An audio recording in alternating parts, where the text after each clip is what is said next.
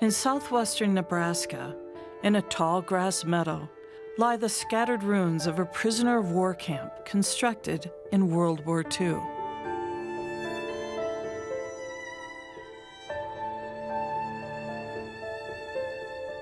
Broken concrete pads are all that remain of a place that once held German soldiers captured in North Africa.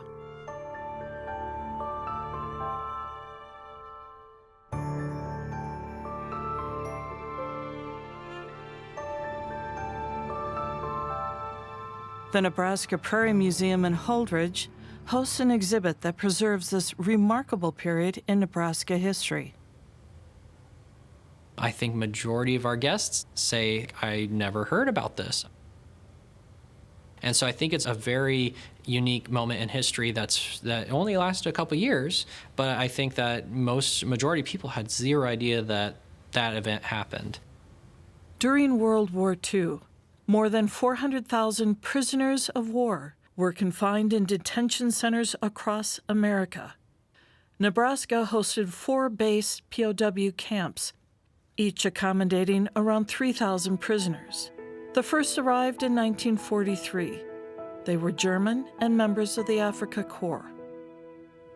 But it's in the adjacent gallery where visitors can explore the everyday experiences of German POWs and their captors through paintings by Thomas Negley.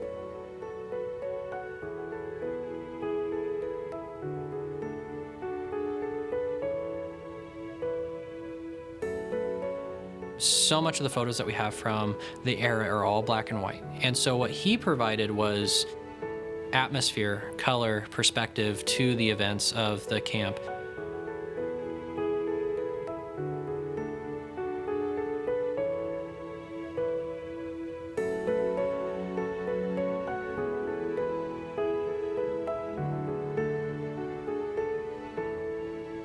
His mother a doctor, his father an artist.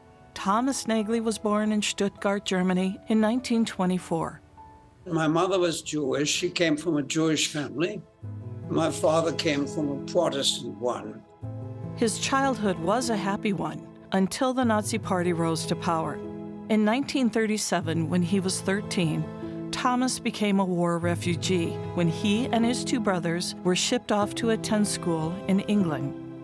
I said, I'm not going. I'm staying in Germany. My mother looked at me and said, if you turn this down, there are lots of boys and girls who will jump into your place instantly, and you'll go down in this country and get lost, and they will survive. His parents escaped Germany mere days before the war began. The family reunited in England and then pushed on to North America, eventually settling in New York City, where Thomas was able to finish high school before he was drafted into the United States Army.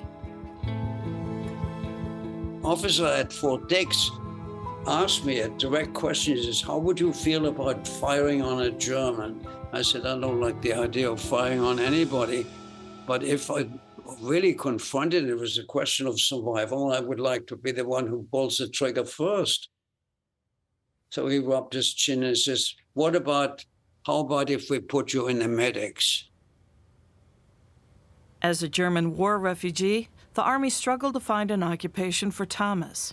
He was reassigned to the Signal Corps to train as a lineman at Camp Crowder, Missouri. It's where he had his first encounter with his former countrymen.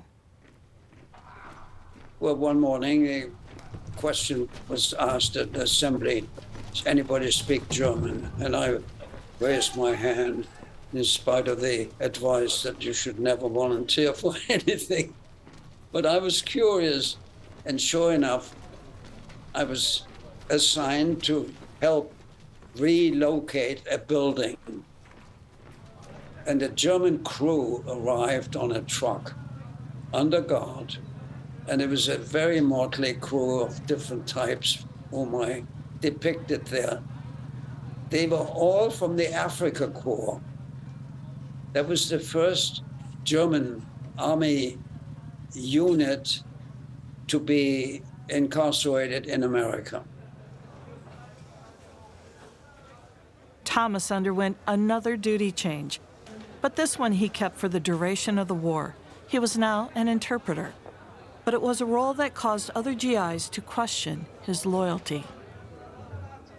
This guy says, what the hell is going on here?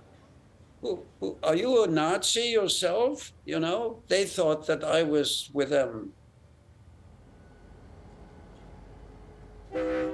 Not long after the German POWs arrived in Nebraska, Thomas was stationed at Internment Camp Indianola, located about 10 miles east of McCook.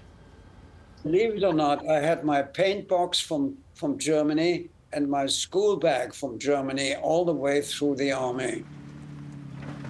On scraps of wood salvaged from junk piles, Thomas began painting in his free time, recording a distinctive, one-of-a-kind record of life behind barbed wire.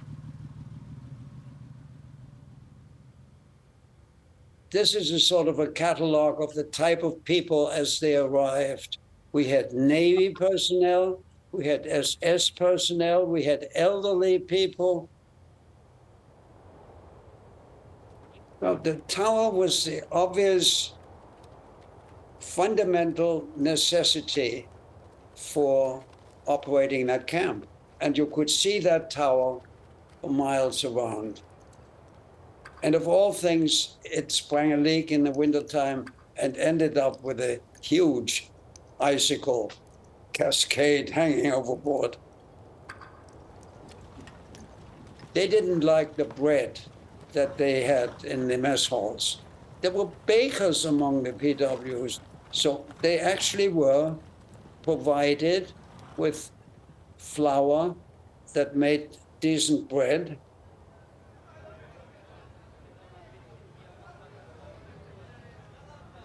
The Germans had discontinued the military salute and replaced it in their desperation with the Hitler salute. And yet, we Americans respected this order. Anyway, I remember that McCook was crawling with officers from the nearby air base, and it was customary to salute these people. And they in turn saluted back. Thomas also captured a moment where he had to deal with angry prisoners rebelling over a work detail. I was supposed to take away the milk from their mess hall as a reprisal from us. I unlocked the gate, which they were pressing on from behind. The leader of that group was this SS man. His name was Obst. And he sidled up to me in the mess hall, and he says to me, Nageli, do you know what we could do to you? I mean, I was the only American in that chorus of guys. And I said to him, let me remind you, you're in America, and you're not going to get away with anything. And I advise you, control yourself, stand back. And it did.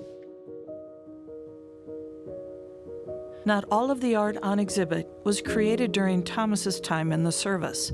Several were painted 5 decades later to commemorate the 50th anniversary of World War II.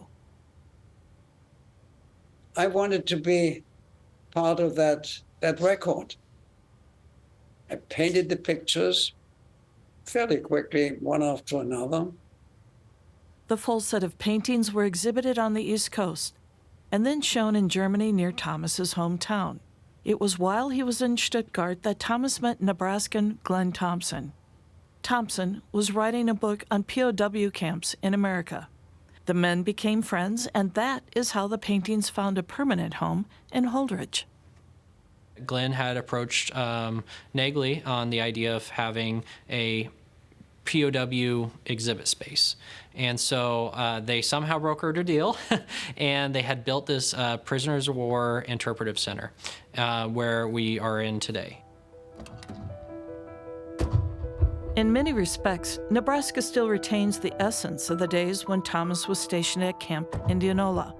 The relaxed, unpretentious way of life on the Great Plains left a lasting impression on him, and he believes on the men who were once imprisoned here. And rural America was, in a sense, a cure. I can't put it any other way, but the peacefulness of the Middle West had a casual attitude towards life that made for an environment in which these prisoners got a whole different view of life without realizing it.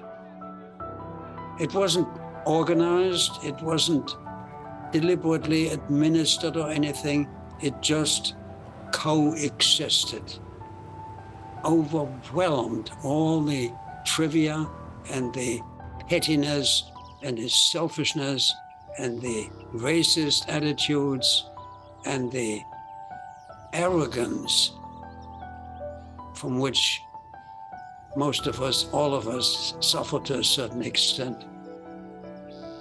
Nature prevailed